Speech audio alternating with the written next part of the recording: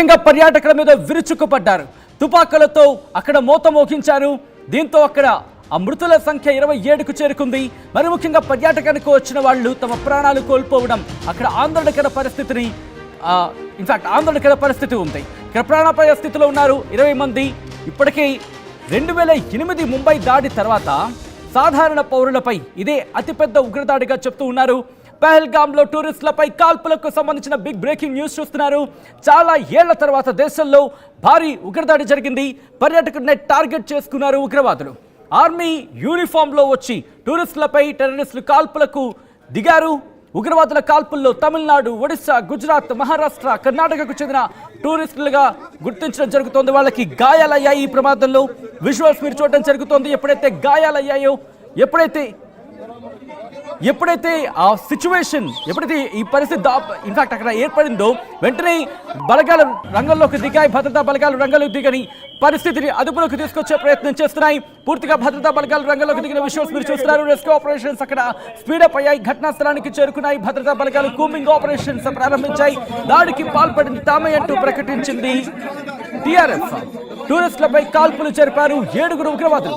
అమర్నాథ్ యాత్రకు ముందు ఉగ్రవాదులు ఈ కుట్రకు దిగారు. జమ్మూ కాశ్మీర్లో ఉగ్రదాడికి సంబంధించిన బిగ్ బ్రేకింగ్ న్యూస్ చూస్తున్నారు. ఒక్కసారి విజువల్స్ మీరు చూడొచ్చు. ఆ బాధితుడిని అక్కడి నుంచి సురక్షిత ప్రాంతానికి తీసుకెళ్లే ప్రయత్నాలు జరుగుతూ ఉన్నాయి.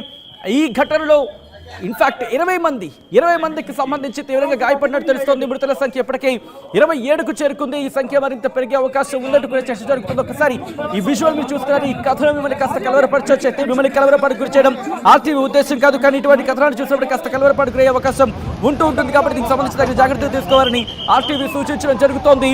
ఉగ్రవాదులు 2008 తర్వాత ఇదే అతిపెద్ద ఉగ్రదాడిగా చెప్తూ ఉన్నారంటే అర్థం చేసుకోవచ్చు అక్కడ ఎటువంటి పరిస్థితులు ఉన్నాయి అనేది.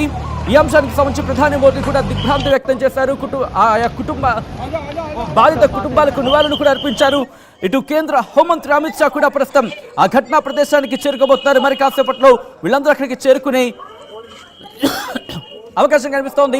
ఇప్పటికే అక్కడ ముఖ్యమంత్రి ఒమర్ అబ్దుల్ అక్కడ రియాక్ట్ అయ్యారు. సెక్యూరిటీ ఆపరేషన్స్ కి సంబంధించి మీరు చూడొచ్చు. ప్రస్తుతం సెక్యూరిటీ సిబ్బంది అక్కడ ముమ్మరంగా గాలింపు చర్యలు వేగవంతం చేస్తున్నారు. అదిగో మీరు చూస్తే కనుక ఒక్కసారి చూడండి, హృదయ విదారక దృశ్యాలు. పర్యాటకానికి వెళ్ళి సరదాగా గడపాల్సిన చోట ఒక్కసారిగా ఈ దాడి అందరినీ కదిపేసింది. అక్కడ వాళ్ళు ఒక్కసారిగా కంగారు పట్టారు, ఒక్కసారిగా ఆందోళనకు గురయ్యారు. ఎందుకంటే తమ ముందే తమ వాళ్ళు కోల్పోతున్న క్రమంలో వాళ్ళు గుండెలు బాదుకుని మరీ రోధిస్తున్నారు. భద్రతా బలగాలు అక్కడికి చేరుకున్నాయి. ఎక్కడ ఉన్నా విడిచిపెట్టేదే లేదు. ఏ కలుగులో దాక్కున్నా సరే వాళ్ళని వెతికి వెంటాడి బయటకు తీసుకొస్తా ఉంటున్నారు భద్రతా బలగాలు. ఇప్పటికీ రంగంలోకి దిగాయి. ఆ సెక్యూరిటీ ఫోర్సెస్ కి సంబంధించి విషయాలు మీరు చూడడం జరుగుతోంది ఆర్టీవీ స్క్రీన్ మీద. మరి ముఖ్యంగా పహల్గామ్ కి సంబంధించి ఈ దాడిని యావత్ భారతాన్ని ఖండించడం జరుగుతోంది. ఉగ్ర అలజడి మరొకసారి భారత్ను కుదిపేసింది. 2008 ముంబై ఉగ్రదాడి తర్వాత ఇదే అంటే సామాన్య పౌరులకు సంబంధించి ఇంత పెద్ద మొత్తంలో మరణించడం ఇదే అతి పెద్దది. ఎందుకంటే ఆ సందర్భంలో దాదాపుగా 150 మంది సంబంధించి మరణిస్తే ఇప్పుడు ఈ సంఖ్య 27కు చేరుకున్నట్టు అర్థం చేసుకోవచ్చు. ఉగ్రవాదులకు సంబంధించి ఎటువంటి ఘాతుకానికి పాల్పడ్డారనేది ఒక్కసారి అక్కడ విజువల్స్ చూద్దాం. ఆ తర్వాత ఇంటిలోకి మాట్లాడుకునే ప్రయత్నం చేద్దాం. అక్కడ ఆపరేషన్స్ ఏ విధంగా కొనసాగుతాయో ఒకసారి చూద్దాం.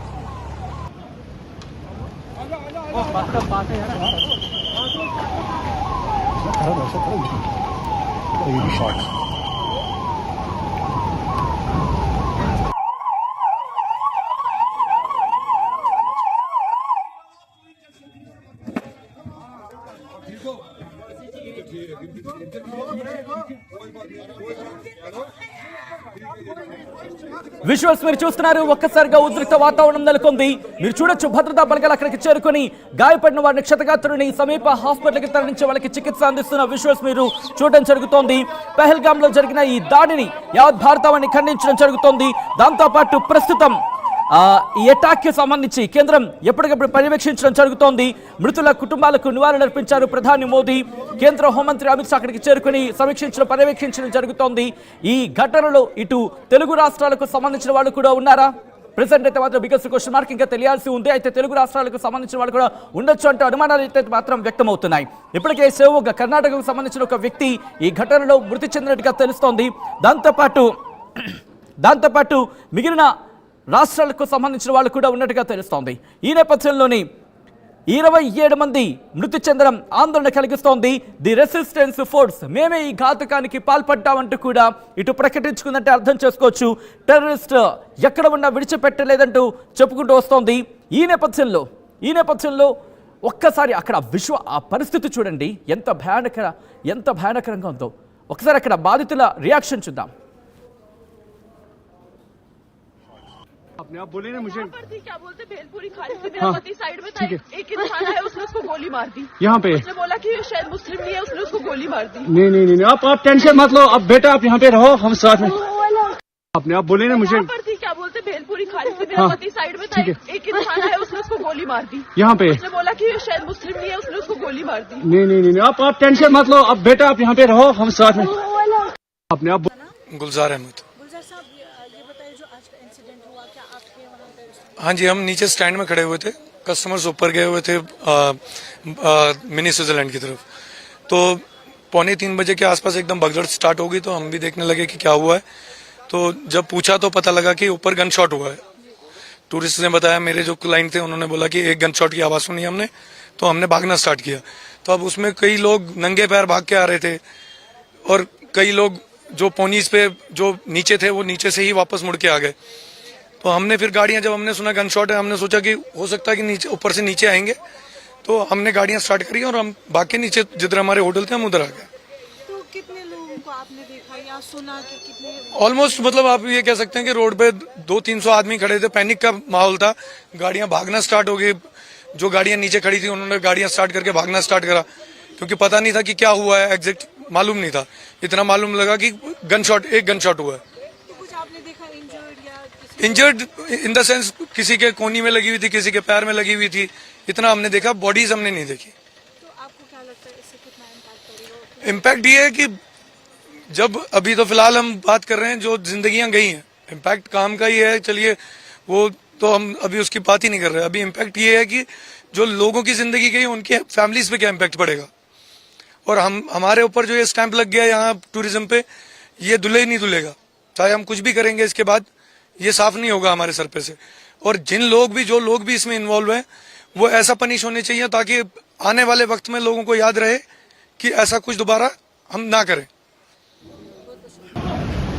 అది ప్రత్యక్ష సాక్షి చెబుతోంది. మరి ముఖ్యంగా ఒక వ్యక్తి ఒక బుల్లెట్ శబ్దం విన్నాడు, దాంతో వెంటనే చెప్పడం జరిగింది. ఆ తర్వాత మేము అందరం పరుగులు పెట్టాం. కొంతమంది అయితే మాత్రం కేవలం కాళ్లకు చొప్పులు కూడా లేకుండా పరుగులు పెట్టారు. సుమారు 200 నుంచి 300 మంది ఉండుంటారు అక్కడ. ఆ గుంపుగా మాకు కనిపించారు. వాళ్ళందరూ కూడా భయాందోళన వ్యక్తం చేశారు. కొంతమంది అయితే మాత్రం పరుగులు పెట్టారు, అక్కడి నుంచి పారిపోయే ప్రయత్నం జరిగింది. ఒకటే కోరుకుంటున్నా వాళ్ళందరూ ఎక్కడున్నా పట్టుకోవాల్సిందంటూ కూడా వాళ్ళు చెప్పుకొచ్చిన సందర్భం. ఒక్కసారిగా ఇటు యావత్ భారతావని ఉలిక్కి పడింది. తుపాకుల మోతతో జమ్మూ కాశ్మీర్ ఒక్కసారిగా వణికిపోయింది. మా ప్రతినిధి మధు అప్డేట్స్ అందించేందుకు సిద్ధంగా ఉన్నారు. మధు, ప్రస్తుతం జమ్మూ కాశ్మీర్లో పరిస్థితి ఏంటి? అక్కడ ఉగ్రవాదుల జాడలకు సంబంధించి మాట్లాడుకునే నేపథ్యంలో కోమింగ్ ఆపరేషన్స్ ఎంతవరకు వచ్చాయి?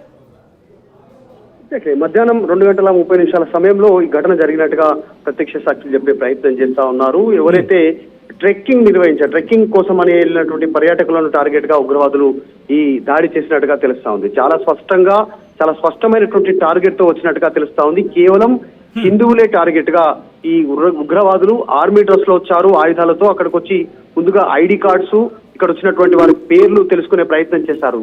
ఆర్మీ ఆఫీసర్ల లాగానే వచ్చారు, చెక్ చేశారు, మీ ఐడి కార్డు చూపించండి అన్నారు.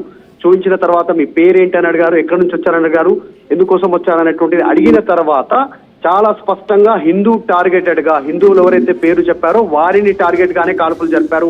విచక్షణారహితంగా చాలా పదుల సంఖ్యలో గాయపడ్డటువంటి సిచ్యువేషన్ ఉంది.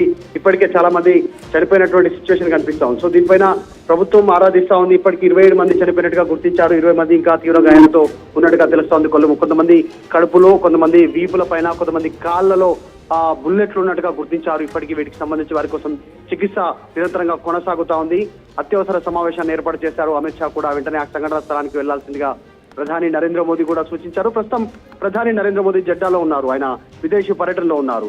అయినప్పటికీ కూడా ఇక్కడ పరిస్థితులను తెలుసుకునే ప్రయత్నం చేస్తా ఉన్నారు. చాలా రోజుల తర్వాత అత్యంత దారుణమైనటువంటి ఘటన భారతదేశంలో చోటు చేసుకుంది దీనికి సంబంధించి. ఎందుకంటే ఉగ్ర కార్యకలాపాలపైన కేంద్రం ఎప్పటికప్పుడు నిఘా పెడతా ఉంది, ఎప్పటికప్పుడు వారిని ఏరివేసే కార్యక్రమం చేస్తా ఉంది. మనం చూస్తా ఉన్నాం విదేశాలలో ఉన్నటువంటి గతంలో తాజ్ ఘటనకు సంబంధించినటువంటిది కానీ బాంబే ఘటనకు సంబంధించినటువంటి ఉగ్రదాడుల్లో పాల్గొన్నటువంటి ఉగ్రవాదులని పాకిస్తాన్ లో ఉన్న, బ్రిటన్ లో ఉన్న, కెనడాలో ఉన్న, విదేశాల్లో ఉన్న వారిని మట్టు పెడతా ఉంది ఒక ప్రత్యేకమైనటువంటి ఒక టీం, గుర్తు తెలియనటువంటి టీం. అది మన రా టీమే చేస్తా ఉందనేటువంటి చర్చ జరుగుతున్న నేపథ్యంలో మన దేశంలో జమ్మూ కాశ్మీర్ లో పర్యాటకం అభివృద్ధి చెందుతా ఉంది. ఆర్టికల్ 370 తీసివేసిన తర్వాత ప్రశాంతంగా ఉంది. రీసెంట్ గా ఎన్నికలు కూడా నిర్వహించారు. ప్రస్తుతం ఇట్లాంటి నేపథ్యంలో ఈ దాడిని అత్యంత ప్రమాదకరమైనటువంటి దాడిగా ఒక్కసారి లైన్లో ఉండండి. ఇదే అంశానికి సంబంధించి పర్యాటకులు మాట్లాడడం జరిగింది. వాళ్ళ వర్షం చూద్దాం. 7-10 मिनट तक फायरिंग रही है। फिर हम जब यहाँ से वहाँ उनके लोगों तक पहुँचे हैं तो हमने 3 लोगों को रेस्क्यू किया है। मैंने 3 लोगों को रेस्क्यू किया है। तो हम 2:50 पर यही 2 फायर हो गए, 2:47 पर 2:50 से फायरिंग शुरू हो गई है। यही 7-10 मिनट तक फायरिंग रही है। फिर हम जब यहाँ से वहाँ उनके लोगों तक पहुँचे हैं तो हमने 3 लोगों को रेस्क्यू किया है। मैंने 3 लोगों को रेस्क्यू किया है। तो हम 2:50 पर यही 2 फायर हो गए, 2:47 पर 2:50 से फायरिंग शुरू हो गई है। यही 7-10 मिनट तक फायरिंग रही है। फिर हम जब यहाँ से वहाँ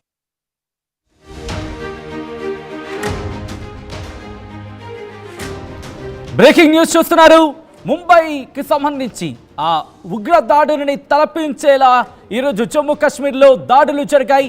మరీ ముఖ్యంగా టూరిస్టులు, పర్యాటకులు ఉన్న చోట దాడులకు తెగబడ్డారు ఉగ్రవాదులు. మరీ ముఖ్యంగా ఒక్కసారి ఆ సీక్వెన్స్